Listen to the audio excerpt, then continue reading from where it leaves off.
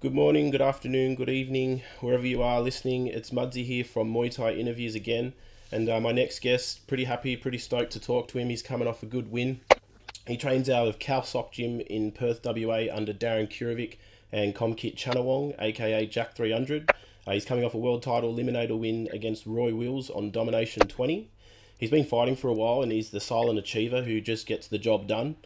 He's the only Aussie to beat Apisit, and he is also a four-man winner. I'm joined by Jordan Godfredson. How are you, buddy? Good, Mudsy, yourself? Good, man. Good. What's been happening? Oh, just got home from training. Just finished doing a bit of weight training with my strength and conditioning coach. Yeah.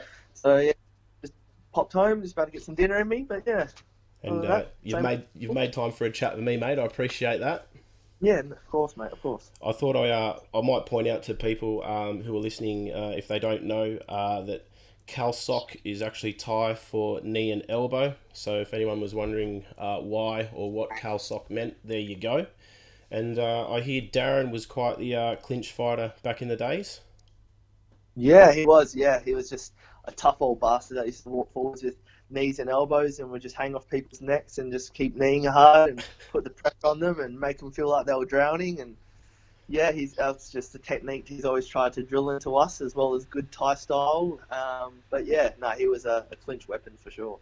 Is he? Is there any video footage of him out there? I can't seem to find much. On VHS. Uh, Someone's gonna have to convert that There to is some YouTube. footage. There is some footage, but it wouldn't be on YouTube or on any DVDs. But I've seen some of his old fights. But he was, yeah, as his fight name used to be called, Dangerous Darren. He was a dangerous man for sure. You need to sneak into his house and get those VHS and sit there with a video camera or your phone and then put it on YouTube. Yeah, yeah. I'll leave it with me. I might just do that. Now, mate, you're coming off a masterful performance victory against Roy Wills, where you displayed beautiful technique. You looked real comfortable and at home in centre ring. Tell us about that fight. Yeah, it was a good fight. No, Roy's a really, really tough guy, man. We've both been in the same scene, coming from the same area of Perth for a long time now. He's from the Thai boxing pit as well, from Toby's gym. They're a strong gym. So I knew that I had to bring everything I had to that fight. I couldn't just sit on the outside and play the kick game with him. I had to just go in there from the first bell and just go and get him. But I was in great condition. I was really fit. I had a fight that pulled out at the weigh-in 10 weeks before that fight. So I basically went from a full fight camp basically back to Monday into another full 10-week fight camp. So I was in prime form for that fight. But yeah, no, I was pretty happy with the performance. It was a good fight.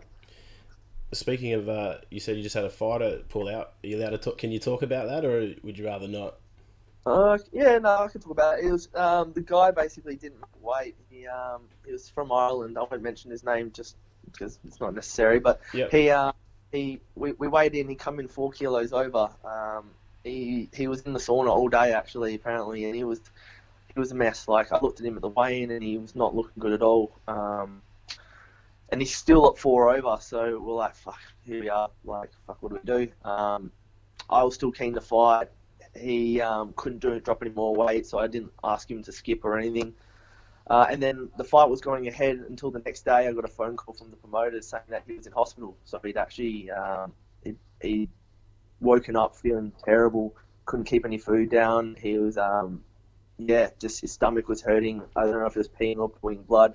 I heard a couple of things. I'm not too sure, but the fight ended up not happening. So I ended up having a few people I had to call and refund tickets to, and yeah, it was a bit of a pain, but I'm glad the bloke's all right now anyways. But so the fight didn't end up happening. Oh, that's good. That's good. And now that you've mentioned that, I think I do remember that one. And going into that fight with Roy, were you a bit hesitant because given that the last time that you two fought back in 2011, he broke your arm? Yeah, so back in 2011, he broke my left elbow in the second round in the clinch. I had my arm around his neck, like a straight arm in the clinch, and he actually elbowed through my arm, so I hyperextended my elbow, which popped the little fucking funny bone. So actually, I broke my funny bone, or my not so funny bone, as I like to call it. Yeah. But I broke that in the second or third, but I broke my right hand in the first. So I had no right hand from the first round and no left arm from the second or third. And it went all the way to the fifth, where I think the doctor was just like, yeah, you're a mess, mate. We're going to stop this. But no, I was very wary that, yeah, he's super strong, super tough. And he has a record of actually breaking people's arms with his kicks. So though my arm wasn't broken with a kick or anything like that, I was definitely aware of the power from Roy and to not, as I said before, sit on the outside and play that kick to kick game. Really. Yeah, because you, like I said, man, you definitely look comfortable, and you probably almost won every round. You, Yeah, I think I just got on top of him real early. Like, I found my range real quick. I think he was the one to say the same. Like he felt that I had the better range and I'd found my range better than he did. And I knew that if I could feint and come in and like I was throwing hands, I was throwing teeps, keeping him busy, keeping him thinking. I was making him miss as well a lot. So when he'd miss, I think he'd double think whether he wanted to kick or not. So when he'd go to double think, I just hit him. So like I'd hit him, and then he'd go to kick, and then I'd slip, and then he'd miss the kick, and then from there he'd think about kicking again, but then he wouldn't want to kick because he thought he was going to miss. So yeah, I was just on top of him. It was yeah, I had a pretty good game plan for Roy. So we've been matched twice previously in the last 2 years, but both times those fights fell through.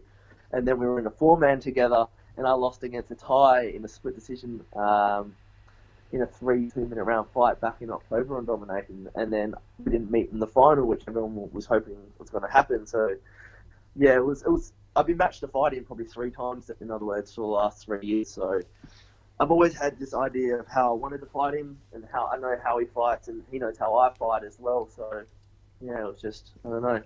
It was a good fight. He's a tough boy. I can tell you that right now. I was hitting him with some big shots and big elbows, and he's walking back and he's still kicking as hard as he can. He's still biting down on his mouth guard and swinging and defending. And yeah, no, he's a tough boy, and I have a lot of respect for Roy. So no, it was a good fight. I had a good time, good fun in there. So yeah. certainly was, mate. I was watching it on pay per view, and I was excited. And now that you've both won one apiece, there's got to be sometime down the track, maybe not right away, but sometime there's got to be a rematch to see who takes out the decider. Yeah, I'm always up for it, man. No problem at all. Yeah, I'm happy to fight whoever. I've always been like that. So if And I want to do it, we can do it. That's fine.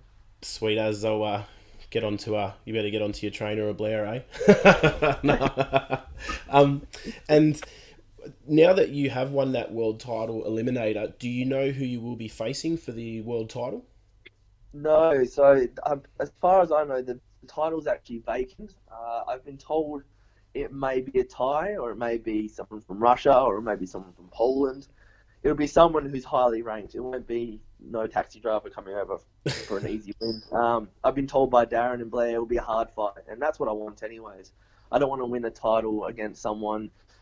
I'd rather put it this way, I'd rather lose a hard fight for a title than win a title against someone that didn't deserve to be in the ring in the first place. So all I do know is it will be a hard fight, but no names been brought forward as of yet. And given your gym's reputation and your fighters, I doubt you really care who you fight. Yeah, I'm not. Yeah, we're all humans. So yeah, I'm sure they'll find someone who's really a credible fighter, and I'll just I'll deal with it once it pops up. Yeah, definitely. And mate, what actually blows my mind is, unless I've missed something, I looked at the Aussie Muay Thai rankings the other day, and I could not find your name anywhere in either the junior welterweight division, which is the 63.5 kilogram, or the welterweight division, which is like the 66.68 kilograms. Hmm. That blows my mind, because you've pretty much fought the who's who in Australia.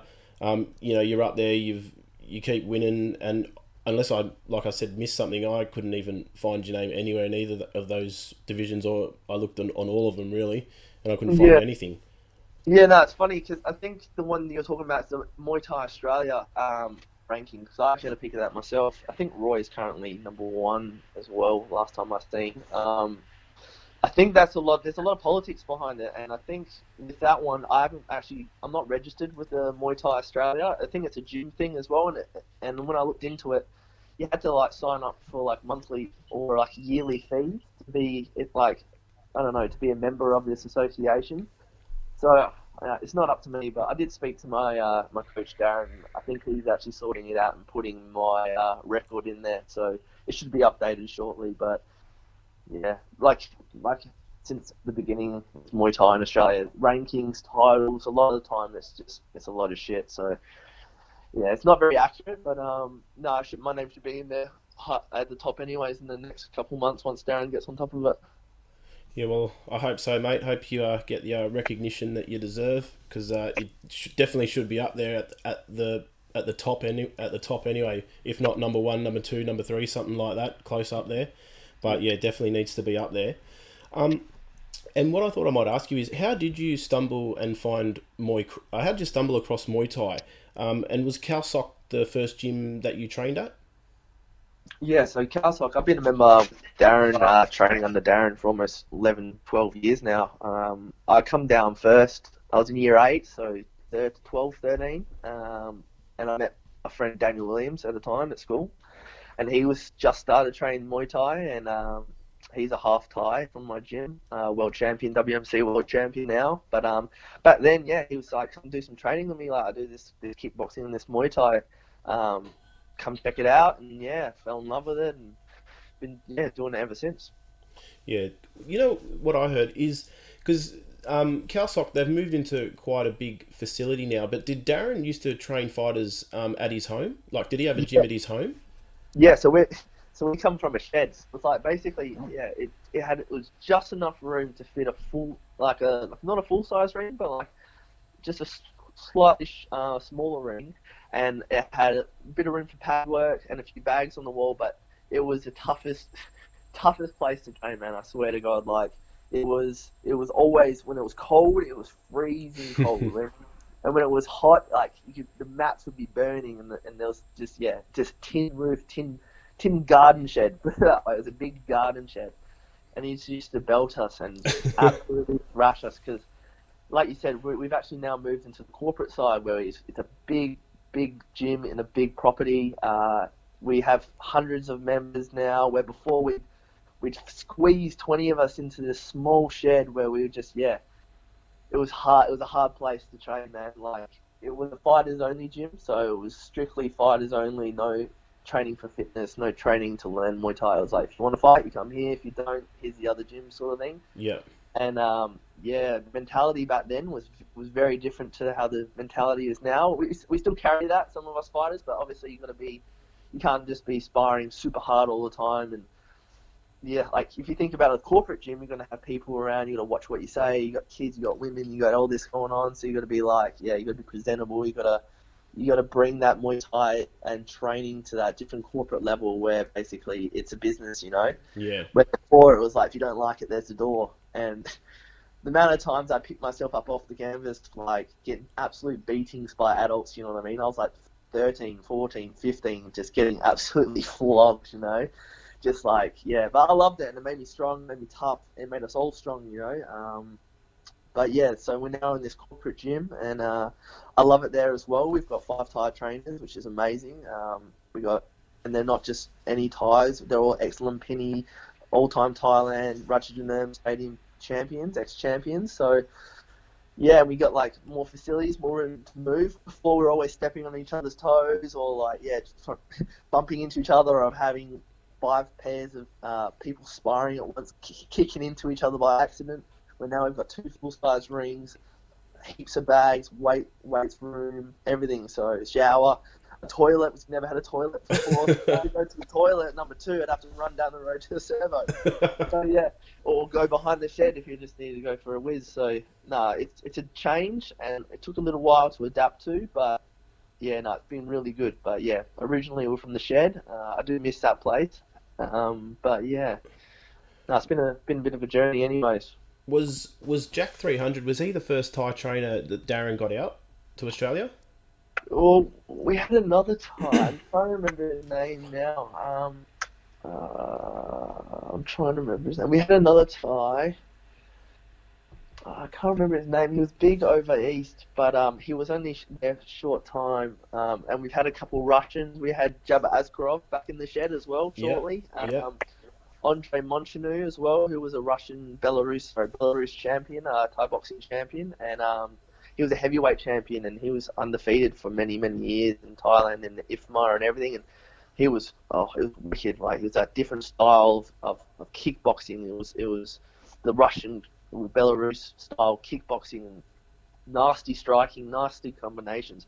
Everything was full power to hurt the person. And so we had different trainers come and go, like almost like feature trainers. But Jack was the first Thai we had come live at the gym, stay at the gym, and then now he's actually an Aussie resident with a Thai wife and now a newborn daughter. So yeah, no, Jack's been with us for 5-6 years now, but he's the first full-time Thai trainer we had at Kao Sok. Yeah, I do have Jack 300, or as people may know him on Facebook as Comkit Chanong, but I do have him on Facebook and just want to give him a shout out. Congratulations to having your first daughter. And what I wanted to ask you is, and you can be honest here, I've heard that when he used to fight in Australia, he didn't really train that much, but he would still kick ass. Oh man, it's like a lot of Thais. It's just second nature to them, you know. They've done it since they were kids.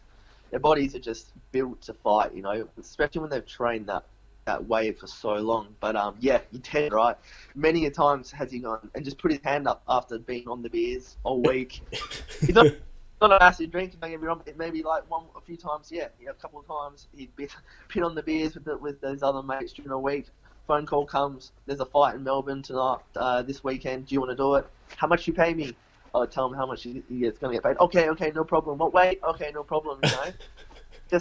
He's just lethal as well, like, and he's so fast, explosive, technical, smart, like, and just so sharp. Even when he's not training, that he can just do that, you know. I couldn't do that. Like, I try and get into the ring in the best shape I possibly can, you know. But he's just another breed, really, to be honest. Yeah, I've seen him, because sometimes he just looks like he's just fucking with people, like he's not even trying.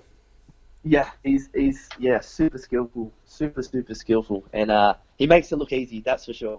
He sure does.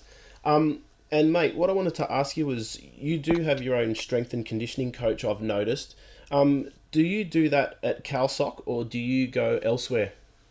Yeah, I've got a strength conditioning coach. Her name's Teresa Carter. She's a 3-time WMC world champion. She's awesome, man. I train with her once every 2 weeks. I go to her place. She's got a double garage. It's just rigged out with mats, squat racks, barbells, full kettlebell sets, and ample extra equipment. I actually herniated a disc in my back about 18 months ago, and I couldn't even walk or stand or sleep without pain. Like, I was a proper cripple. I couldn't get anything out of the fridge.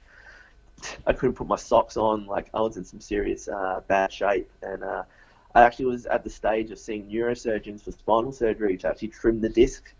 And luckily, I went and got a second opinion, and that other neurosurgeon wanted to stick a needle in my spine, and I was like, fuck, I'm 23 years old at the time. I really don't want spinal surgery or needles in my back. Went for another opinion, ended up seeing a physio, actually ended up making me worse, like really worse. And then I actually hit the jackpot with a fourth person that I went and seen, which was another physio who ended up fixing me up and just helping me get the inflammation down originally, and then building strength around the muscles in the lower back and helping me get better posture and helping my body mechanics move more correctly, and seeing little problems that I had with my posture and my body just from years of Muay Thai and too much overtraining in certain areas and undertraining in other areas. And that's where I came into working with Teresa, where she's an ex-WMC 3-time world champion, like I said, but she's also a strength coach, and she's a fully qualified nurse in the burns unit in Perth here. All right. So she's highly educated when it comes to everything from health to fitness to strength to understanding what I do, which is Muay Thai. So as a strength coach, she's perfect. She understands exactly the training I have to do and exactly what I need for my strength and conditioning.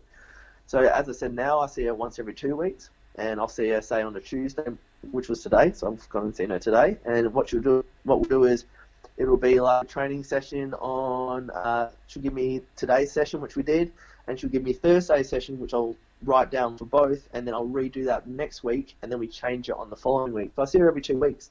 But at the time when I first hurt my back, I was seeing her every week, twice a week, and it just started with her just fixing me from the feet up, which was just tightness, bad body mechanics, over strength in certain areas compared to other areas. Because in Muay Thai, we're always crouched forward, shoulders rolling in, a lot of sit-ups, crunches, which is doing your outer core and your upper abs, but not enough for your inner core or your obliques or anything like that, your back muscles, all this. So yeah, she actually fully just.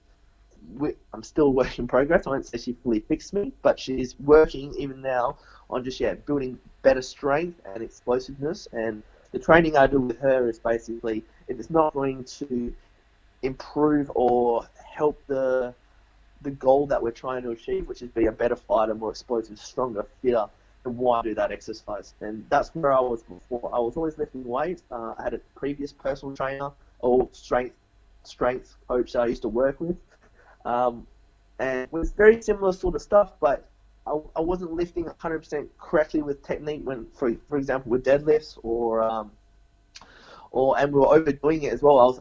I was always overdoing my training. Like I was never allowing myself to rest. I was never warming up properly. I was never warming down properly. I was never stretching properly, foam rolling, any of these things.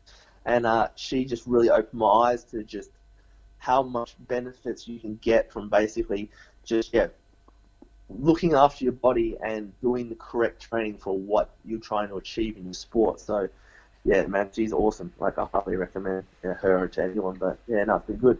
What sort of exercises do you do when you're in a fight camp? Okay, so basically, as I said, we do 2 days a week. So I train basically Thai boxing 6 days a week. So Monday to Saturday, Sunday off. I'll swim and sauna, relax, stretch on the Sunday, eat a lot as well. Excuse me. And but yeah, 2 days a week. I'll do the strength training in the mornings or early before work. I'll do one day is like primarily a squat day, and one day is primarily a deadlift day.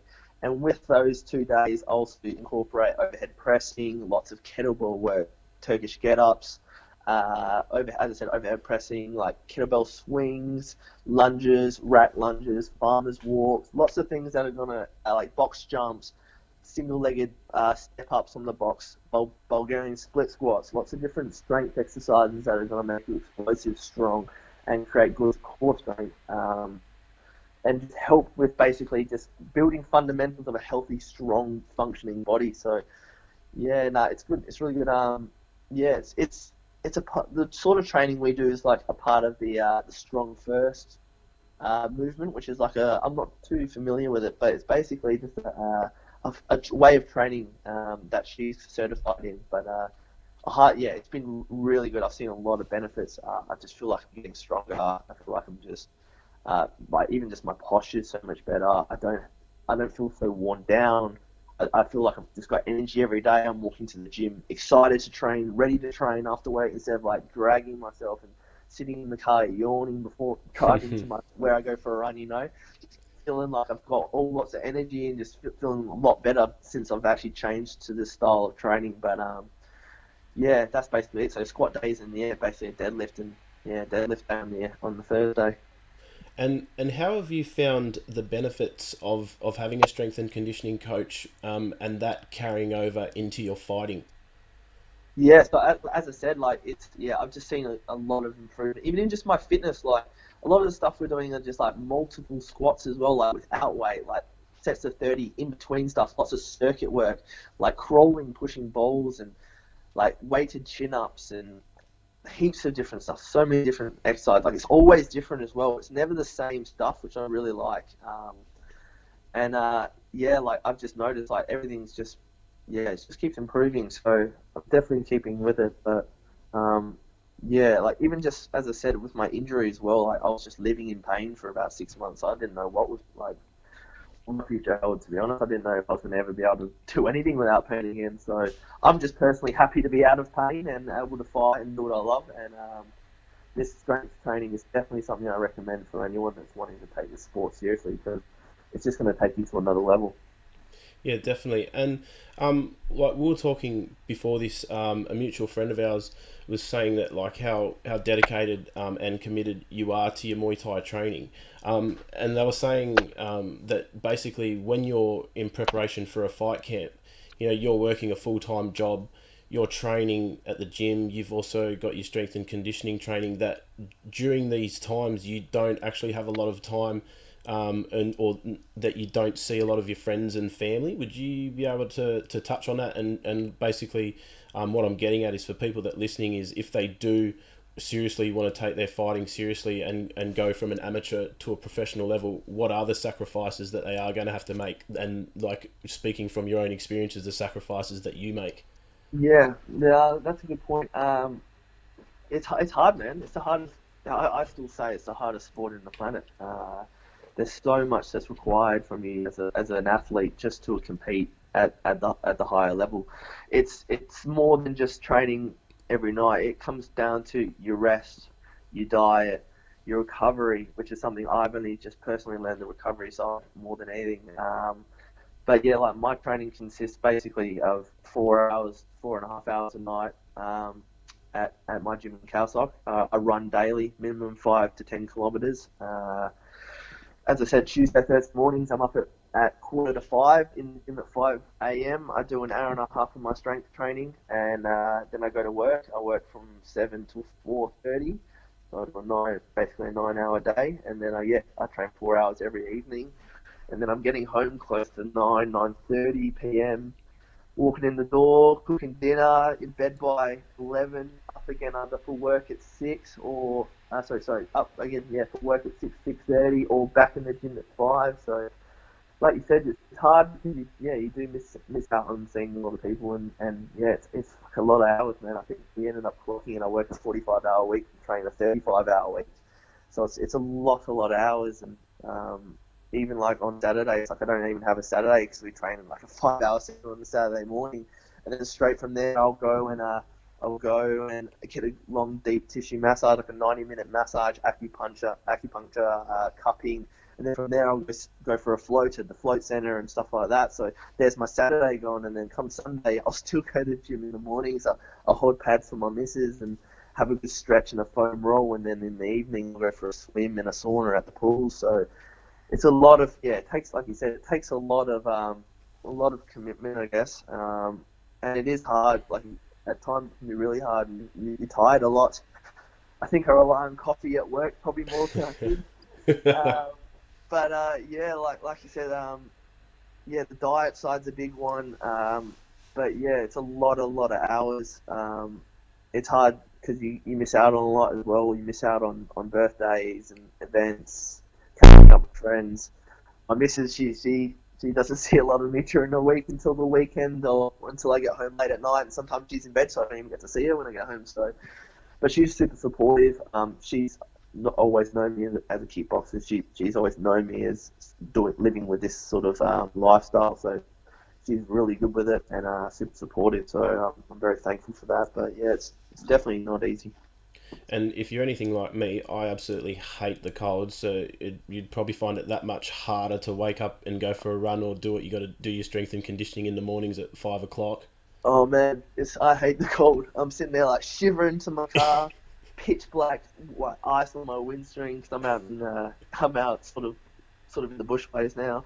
But yeah, I'm not a fan of the cold, and especially running. Like I'm running in the rain pretty much every day last week after work. So last thing you want to do after a 9 hour day is put on a rain jacket and get absolutely soaked.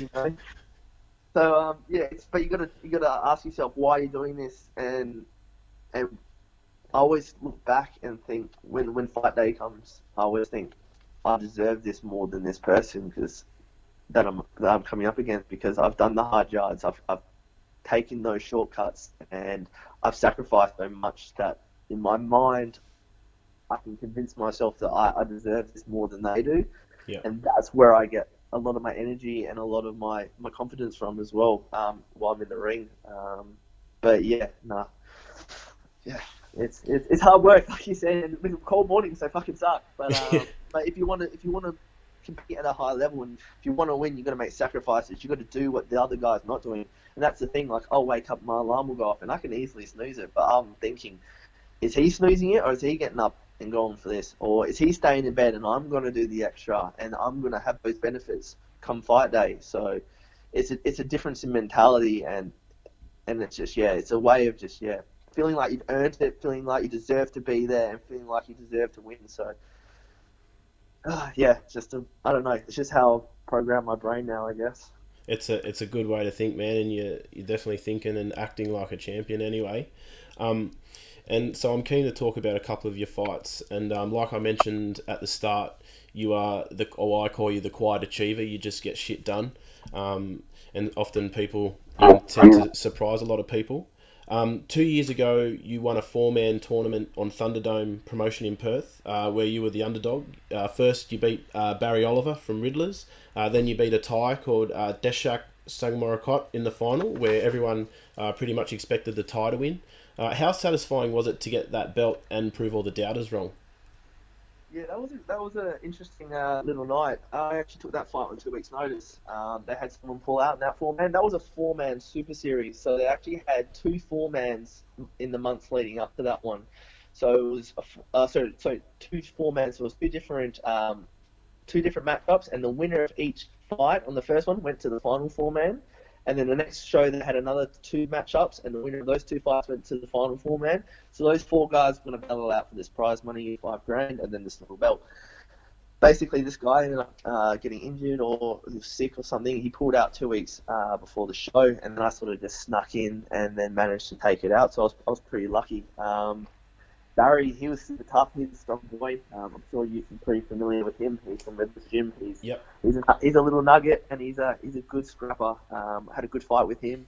Won on unanimous points, and then I went to the final. We had a pretty hard fight. I was actually pretty banged up, and I had a bit of a migraine concussion. We fought at 7 p.m.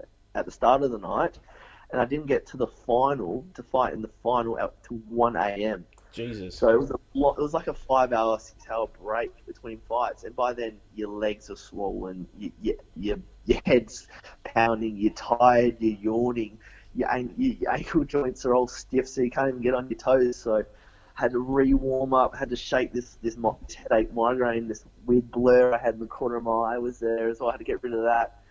And funnily enough, this Thai Desak, from saying Morakot Gym, which is where my trainer Jack's from, and a lot of the other Thai trainers I had currently at that time for Kao Sok, where from we had Rhino, Pichichai, and Mentong, who were both our other two Thai trainers at the time.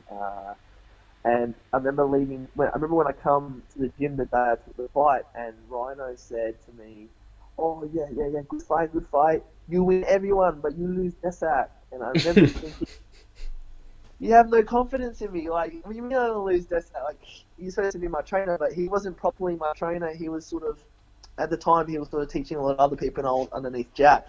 But that just gave me so much motivation to just want to prove him wrong. So, come the final, I think he had a real easy fight, Desak. He ended up just sweeping this guy who was afraid of him the whole fight and just posted into the final. And I had this battle with Barry, so I was all beaten up. And me and Desak were actually friends. We actually had hung out previously before the show, so we were like smiling at the weigh-in and shook hands. And he was like, "See you in the final." And I was like, "See you in the final." Blah blah blah. But come the fight, I went to go smile at him. It was all business, frowning at me and all sorts. And he did the white crew and he stamped in my corner, which is like a sign of disrespect or a sign of that he's coming to get you or whatever. Yeah. And I was like, all right, here we go. Let's do this. All right. Is this how it's going to be? Is this how it's going to be sort of thing? And we had a wicked fight. I didn't throw any elbows or anything like that. So in my mind, we were friends, and I don't like fighting friends. It's a different mentality. You can't really want to elbow through someone's face if they're your mate, you know? So my mentality was like, I'm going to fight smart, go get him, get this check anyways, and I was lucky enough to get it done. So no, it was pretty satisfying. I was happy with the fight, and the money helped. The money definitely helped. My missus was happy anyways. Yeah, it's not your money, it's our money. Yeah, it's our money. Hey, what I want to ask you quickly is, Do you have like just one pad holder that you pretty much work with, or have you got a couple of pad holders that hold pads for you? I used to be just under Jack. So Jack, or we had another guy at our gym, Sam Valentine, who's now back at the Thai boxing pit, but he was holding pads for me as well for a little while there. But now we've got, as I said before, we've got 5 Thai trainers at the moment. Yeah. And it's whoever fucking puts their hand up that wants to hold for you at the moment, and it's brilliant because you're just getting to mix it up so much. But primarily at the moment, I'm actually working with a new Thai. His name's Billy. Shout out to Billy Muay Thai. And he's an absolute weapon. He fought Soron, Mukong Tong from Nugget's gym a few times. He beat Tam Masu in a world title fight. That was basically eliminator for the Challenger Muay Thai series back in the day. Yeah. But he's an absolute weapon, and he's a lot bigger than some of the Thais at my gym and just Thais in general. So working with him has been really, really good recently, just because I'm hitting a bigger guy, I'm kicking higher on the pads. Where Jack's real short, I was always kicking a lot lower than I probably should have, probably punching a little lower than I should have. But now it's like I'm up against this big Thai, and he's just putting the pressure on me, and he's kicking back hard, and I'm having to lean back further for his kicks, or having to reach higher, kick higher. So now my pad holders, they vary. But at the moment, I'm basically just working with Jack and Billy. Before it was primarily Jack or Darren, and then it was just mainly Jack the last couple of years. But now, we mix it up a little bit. Yeah, cool. And one more question I wanted to ask you. Mopper, is he coming back and fighting again, or is that just a one-off fight at Domination? No, mate, he's back. We're going to struggle to find him opponents. So anyone listening that's got a boy at 95 kilo plus, nothing over 100, but 95 to 100 kilos, we're looking for someone to match him. We really struggled to find anyone for him for Domination. Luckily, we had Big Alex Roberts from the Thai boxing pit fighting, and that guy is huge. He is, man. They call him the Viking. He's probably the biggest human I've ever seen. I swear to God, he's a big man. And he was 5 fights for 5 wins, 5 knockouts before Alex fought him. Alex is ex-WMC Australian champion, ex-WKN world champion, and he's just come back, like you said. He had a 4-year layoff, 4 or 5 year layoff, and this is his first fight back. But he's fully into training now and back into fighting. So. We're just trying to match him, which we're struggling with. There's no one in Perth, that's a fact. And now it's going to be trying to find people interstate, if not internationally, for him. But yep, he's definitely fully back into the swing of things. You heard it here first, people. That's good news, mate. That's great news to hear. That's what I wanted to hear. That's probably what a lot of fans wanted to hear. Hey, Mudsy. Yo. Can I pause this for 2 seconds so I can get my charger? I think my phone's going to die. Yeah, mate, no worries. 2 seconds, mate. 2 seconds. We are back. Mr. Godfredson's got his phone charger, so we're all good. Mate, another time that I really wanted to talk about one of your fights, and granted, I haven't seen a lot of it, but who doesn't know about it, was when you were a massive underdog and you surprised a lot of people and probably left some people out of pocket, was when you fought and beat Apisit. You won by doctor stoppage. Again, you defied the odds and beat an ex-Channel 7 champion. Can you tell us about that fight, and was that the most satisfying win of your career? Yeah, so Apisit, I fought him on Nuk Muay Fight Series. Me and Apisit, we were matched from January that year to August, so we knew we were fighting each other for a long time. And at the time, he was just on a rampage, just absolutely wiping the floor with everyone. He beat Tomahawk. He fought in the Queensland Tough Man Championship under 80 kilo division. And he ended up getting to the finals. So he ended up having, I think he had 4 fights in one night, I was told, in the under 80 kilo division. And he's only like a 65, 68 kilo guy, so he's super tough, super strong. And what ended up happening was about 4 or 5 weeks before I was supposed to fight him, I'm in camp training, he had a pull out for a fight over in Cairns. And my trainer, Jack, 300, puts his hand up last minute to fight him. So I'm like, he's like, I fight Apisit. I'm like, I'm fighting Apisit. He's like, I fight him first, I win. Like laughing at him. Well, that didn't end up happening. He ended up going over there. They fought outside in a ring with no roof cover, and it ended up raining, bucketing down, and they were the main event, and it was slippery and wet in this ring, and this Thai just he absolutely lit Jack up. He went the distance, but he had cuts and stitches everywhere. Like I don't think I've ever seen such a sore, swollen face. I Yeah. remember coming back to. I remember when he flew back into Perth, and a day or two later, I went to his house to visit him, and he was sitting in the dark in his lounge room, and I was like, Jack, and he turned and he looked at me, and my stomach just dropped. He'd actually been cut over his eye, his nose, like the piece of skin that like separates your nostrils, that had been cut and ripped open. So he had stitches in his nose, like basically reattaching his nose to his face. He had stitches in his lip, so he'd split his lip, like the corner of his mouth wide open. So he had stitches in his mouth, and then he had cuts where he'd been punched in the mouth, and his teeth had cut the inner of his lip. So he was in so much pain, and not to mention like his body as well, like his legs and arms and ribs and everything. And he was, as at the time, my main pad holder, and he couldn't do anything for me for 2 weeks. He couldn't hold. He basically had 2 weeks off. He was that in that bad a shape. Jesus. So instantly, that news spread around Australia, spread back to the promoter, and he was just hit with a bombardment of messages to cancel this fight. Like, why is this young boy Jordan fighting this guy? This Thai just killed his trainer. Yeah. If he's gonna don't do this to his trainer, what's he gonna do to this young boy? But I was already set. I was like, no, this is happening, and I'm going to get him back for old Jack. And I trained my ass off. I had Sam Valentine, who's a friend of mine, and now at the Thai boxing pit. He helped me out a lot while Jack was recovering, holding me hard pads, and I just had so much. What's the word I'm looking for? So much. I don't know the word.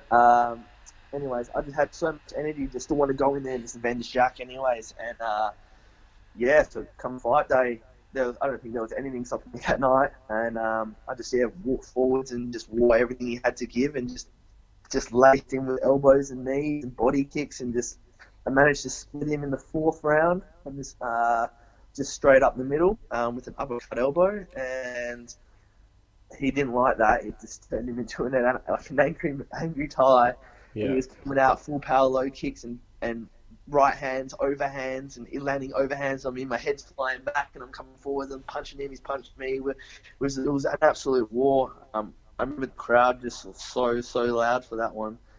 And in the fifth, I just kept smashing him with those uppercut elbows, and then just kept landing flush, and the cut just kept getting bigger and bigger and bigger. And by the third doctor's check, he was just like, this needs to stop.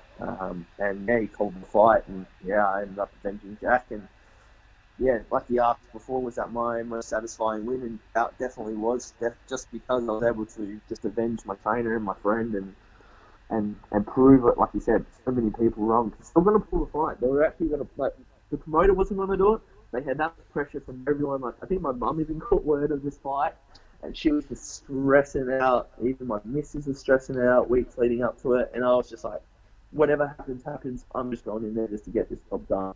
I've got nothing to lose, and it paid off. And no, that was definitely a good night. Now, I don't mean this in a bad way. I mean this in a good way. But do you think if Jack hadn't have fought him and what happened to Jack, do you think you would have gone in there with the same mentality? I wouldn't have gone in with the same mentality of. I think it's different when you've got something inside you that you're trying to. Avenge is not really the best word, but trying to get one back for someone that you care about. And Yeah, you're trying to avenge his loss. I would have definitely still come at him 100% with like everything I had, but it would have been probably the difference of the level of aggression and the malicious intent behind my shots. So Yeah. I was trying to kill him, put it that way. Not in the nicest way possible. If it hadn't happened like that, it probably would have been like, all right, I'm going to go fight this time. I'm going to go get him. He's an animal, whatever. He beats all these people. I'm the underdog. I'm going to get him. But it was Yeah. different. It's a good question. It was definitely the fire in the back and inside me that definitely took it to that final level where it was like, I'll die in the end before I let you beat me, sort of thing. Is that your favourite victory to date so far? Yeah, definitely one of them for sure. Yeah, Jack was very proud. So and I think even he was shocked with. He wasn't shocked, but he was a happy man. So no, it was definitely one of the better ones for sure. Definitely, man. And from watching your fights, it's been discussed by commentators that 5 rounds suits your style better than 3 rounds. I completely agree with this statement, as I feel when I do watch your fight that by the third round you're just getting started. Do you agree with that comment? And what do you personally prefer and why? I'm a full Thai rules Thai boxer, so I want to fight 5 rounds. I want to fight five 3 minute rounds. I want to be in there as long as I can because I know my fitness is able to do it, and that's where I want to test if they have it as well. And it's the later rounds in a fight, the longer minutes in a fight is when you truly see someone's conditioning, and you can truly see their heart as well. It's when it gets hard that people want to sit down, or when they can't breathe, they feel like they're drowning, and that's when you can get on top of people. And that's where I find I do drag people into deep water is with my conditioning and fitness. Like like you said, I prefer definitely 5 rounds. I'm not Thai style where I start slow, but I definitely start smart. I definitely will start the first round and just pick my shots and sort of get my feel with them, and then I definitely increase the tempo every round. Even when I'm in the corner between rounds, I'm like, all right, next. It's like going up to the next gear, going up to the next gear. And I think even that surprises people when you get in the ring with them because they almost expect you to be stronger at the start and weaker at the end.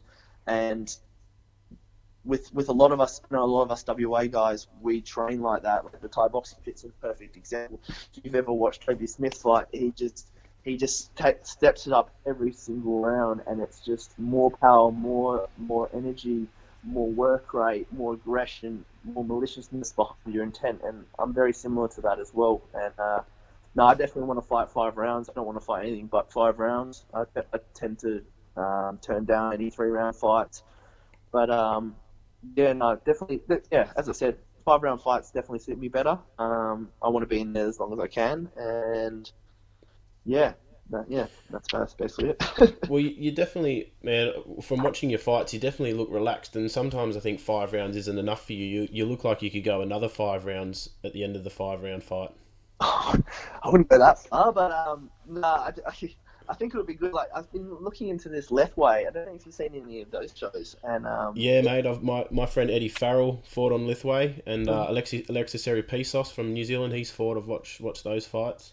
yeah, apparently they're longer rounds, and some of them can be like unlimited round, like unlimited rounds till it's just stoppage, or yeah, doctors call it off. My missus wouldn't let me do it, or she would not let me do it, but and it's bare glove and it's headbutts as well. So Yep. it's pretty brutal. And I think a lot of time it's bare knuckle, and you get a 4 minute window to recover from a knockout as well, which I thought was absolutely madness. Two Um, minutes. 2 minutes. 2 minutes is it? Okay. Yeah. But Which is they've I think what they've done to make it more like world friendly, they've taken out like the 2 minute stoppage from knockouts. So because usually they had the rule set like if no one knocks each other out after 5 rounds, it's declared a draw. Um, yeah, that's it. but sometimes what they've done to make it more friendly is to actually they declare a winner. Yeah, okay. But like a lot of places, if you don't knock them out, you're probably not going to win when you go over to Myanmar. Yeah, I think there was a Burmese, but maybe I'm getting mixed up, and I'm thinking Burmese was the kickboxing, which was the one that had unlimited time in the rounds. So I had a friend, Brian Harris, who actually went over and fought bare knuckle, and he had like a 20-minute round or something ridiculous, and he ended up getting stopped in the end against one of their champions. But yeah, I had a offer for a Lethway fight from a Thai who was in connection with one of the promoters, and yeah, like you said, I do definitely want to be in there longer. Like there's a few times where I'm in that fifth round and the bell goes, and I'm like, I'm just getting like on top of this person, you know, and like it's for example, that's a good example of how I like to fight. I lost the first couple rounds because he was so slick, so fast, and I didn't start quick enough. But I was winning the fourth and the fifth round, and I could feel him hurting. I could feel him breathing heavy. But then, boom, the bell goes, and that's it. You know what I mean? And he's standing in the ring like, fuck, I wish we could go another two. I'm about to get you. You know, I can feel you wearing out. Yeah. But that it is what it is. And you've got to fight smart, and you know there's 5 rounds. But I train, we train fucking multiple rounds in the pads and extra minutes on the rounds, and so we're ready to go 5 rounds at all times. But fitness is definitely something that I do take as a priority, because there's no worse feeling in the planet than being in the ring and not being able to hold your hands up or breathe or check or just feel like you're just being smothered, drowning. And because I've experienced that as a young amateur fighting, and it was just the worst feeling ever. I just still remember that, and I just got it in the back of my head that I never want to feel like that again. And if I can put that onto someone else, that's when you'll see people quit, and that's when you'll be able to hurt people and they sit down. So, yeah, definitely train for the fitness, and I do definitely prefer the bigger, longer rounds. Have you fought Lloyd Dean before? Yes, I did. I fought him last year, so probably 3-4 fights ago. It went the distance. I thought I won the fight. Well, I lost on split points decision on his promotion on Epic. It was a close fight. I thought I outstriked him in every single round. He just wanted to come forwards and clinch. I love to clinch. We were knee for knee. I feel like I need more better point scoring and damage inflicting knees to the body. Where I'll knee up and round and point the knee in, where he was just wanting to slap knee me. I basically only had bruising on my hip bones from him. That was only the only marks I had on my body. But he did actually cut me in the second round, which I don't even know if it was an uppercut or a headbutt because the footage isn't clear.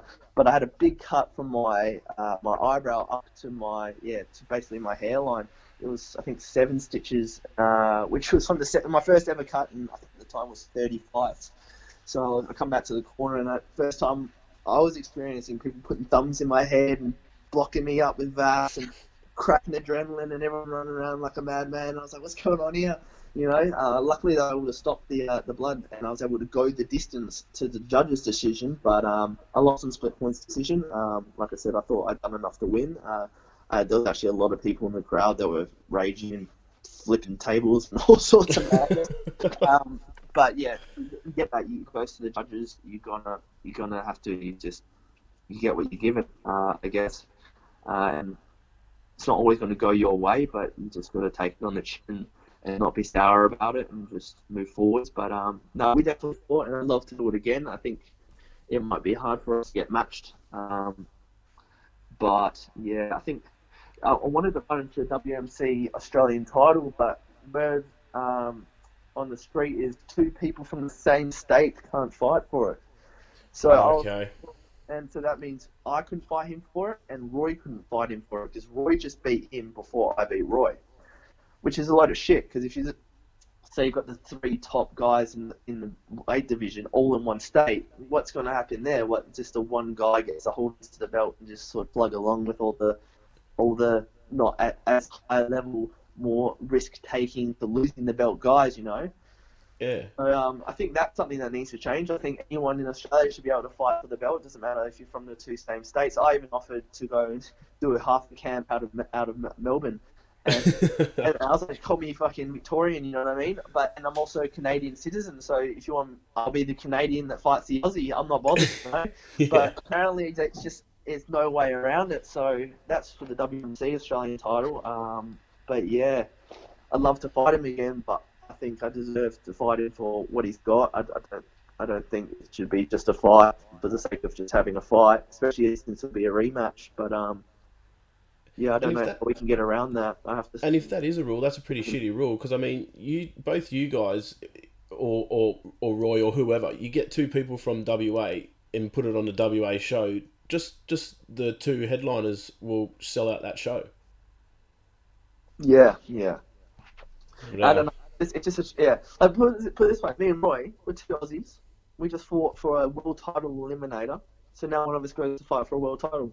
Why can't two Aussies fight, even though they're from the same state, for the Aussie title? It shouldn't matter. It's backwards, and like I said before, even with rankings and stuff, there's a lot of politics in the sport. There's always been like that in combat sports in general. But I just try not to get too involved with it, and I just enjoy doing the fighting. I just enjoy staying fit, healthy, and putting on a show and doing what I love. But yeah, if we do it again, me and Lloyd, I think something should be done about this no fighters, two fighters coming from the same state for a title. I think that's just an absolute joke. But yeah, it is what it is, and there's nothing you can really do about it until someone changes it.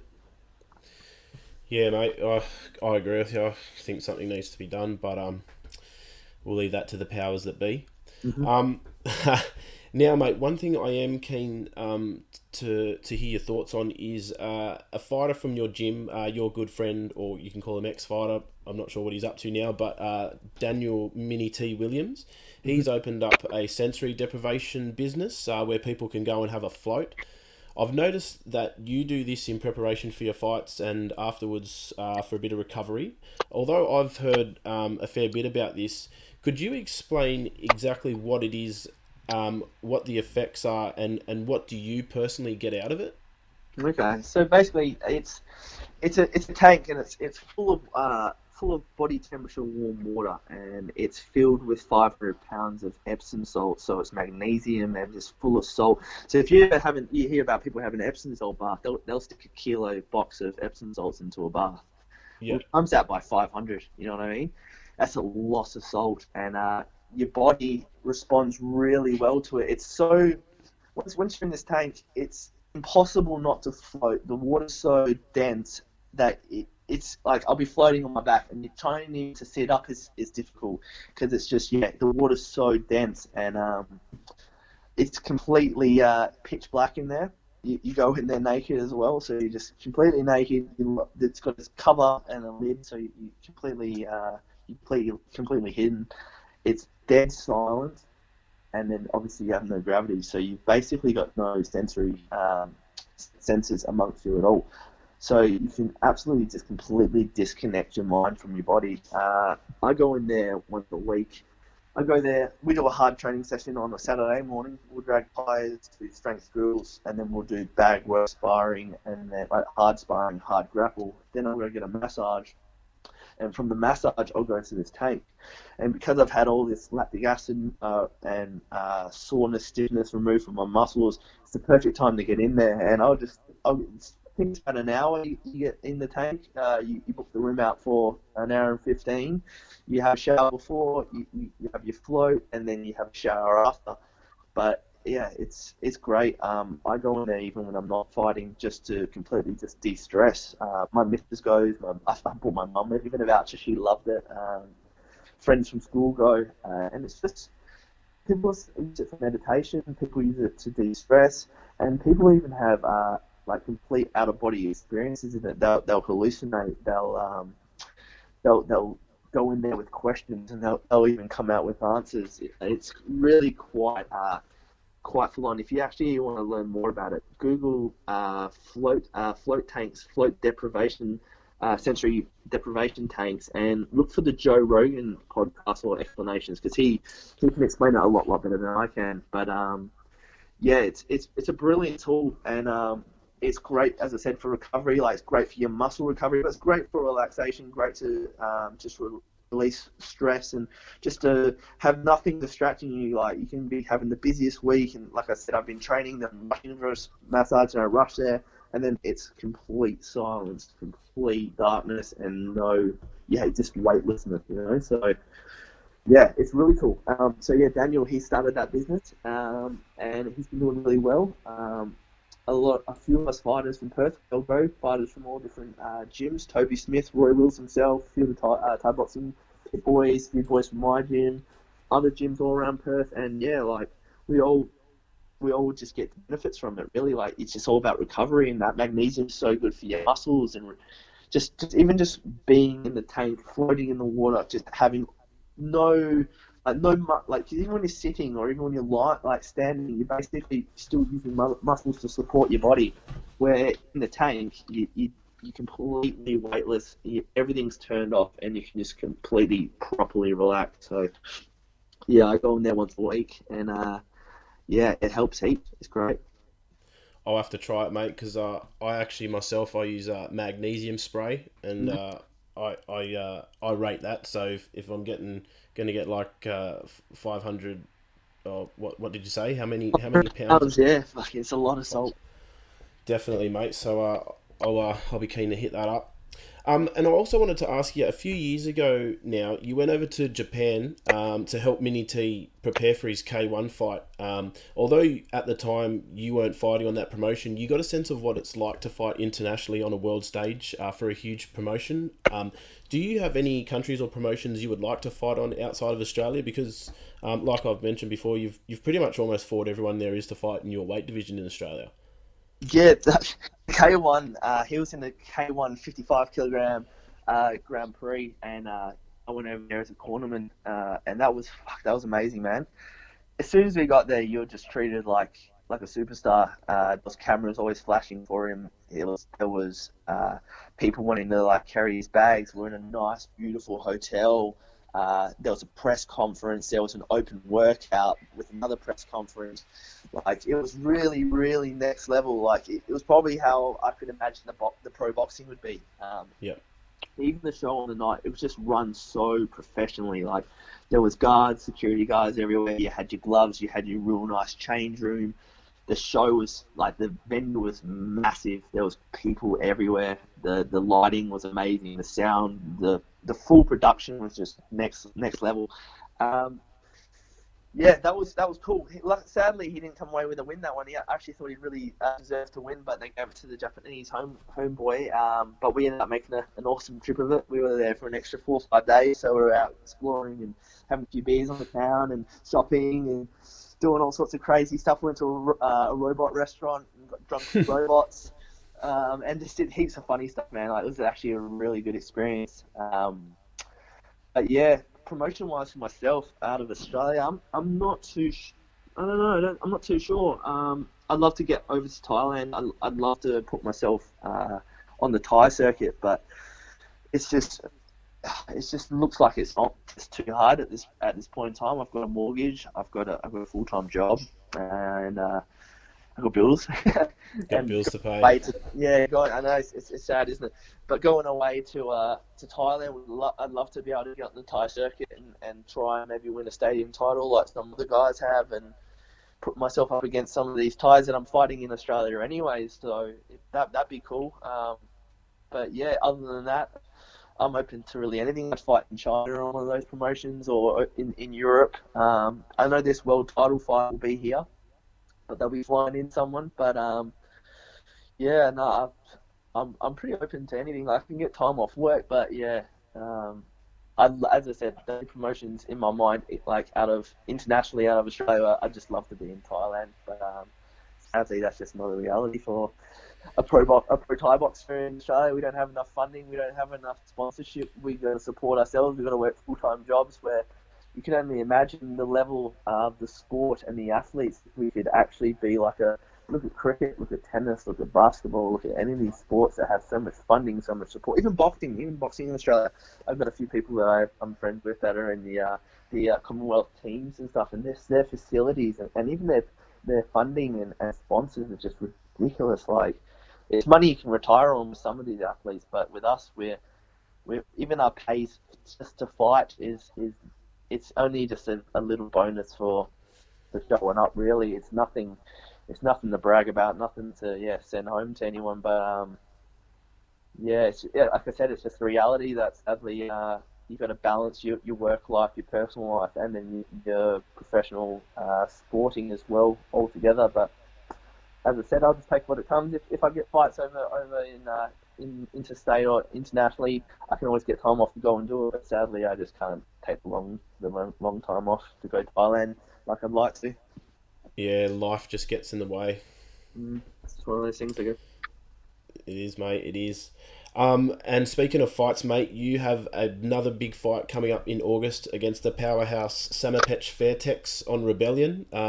He's quite a big boy for his weight division, and I'm sure you've watched some of his fights as he was on the Rebellion 8-man last year in November, where he lost in the final to Singpayak. So you know what he's going to bring to the table. He's got heavy hands, solid kicks. He's a big boy. He's a southpaw. But what can we expect from you on fight night? Well, yeah, like you said, he's a big Thai. I was over in Rebellion to fight Tom the same night that he was in the 8-man, and yeah, I remember rocking up at the weigh and going, fuck, check this guy out. He's a scary looking Thai. And I remember seeing him coming in and out of the sauna for a fair while when I was first rocking up, and I was like, he's definitely having to drop a bit of weight. But yeah, like you said, he's a big nasty Thai. He's got big hands, low kicks. He's one of those Thais that goes out there to try to take your head off. And that's what I like. I want to fight someone that wants to fight me. Like for example with Tum, I felt like he just wanted to strike and move and get out my way, and I was on the front foot a lot, chasing him, and that's a frustrating fight. That's not what I want to do. This Thai will Yeah. sit in front of me. He'll come at me and he'll try to take my head off, and I'm going to try to do the same with him. And yeah, I'm just training my ass off for this one. I'm feeling strong. I have no injuries since Roy. I'm ready to go. I've got my new Thai trainer Billy, who has a lot of knowledge regarding the same patch. He knows his style. He knows what he doesn't like, which I'm not going to mention. But I know what I've got. Yeah, I've got a few little tricks up my sleeve for this Thai, but it's definitely no easy task. Well, mate, I can't wait to watch that. Rebellion's always a great show to watch. Always a good night. Few beers in front of the TV while I watch that stream. So I'm excited. Yeah, shout Um, out to Thai for that one. He's a fucking promoter. It's an awesome promotion to fight on as well. You're always so well looked after, and yeah, the production side. I'm sure you've seen even just their videos and oh highlights. yeah, They give you goosebumps, and it's great for the Australian Muay Thai for a promotion and a show of that quality just to keep putting out content. And size just like I think Clint Housen. I don't know if you know Clint from the Thai boxing bit. yeah. Clint's a mate of mine. He said it the best. You know Clint. All right, cool. He Yeah, goes, Sai's just a big fanboy. He loves Muay Thai and he matches fights that he wants to see.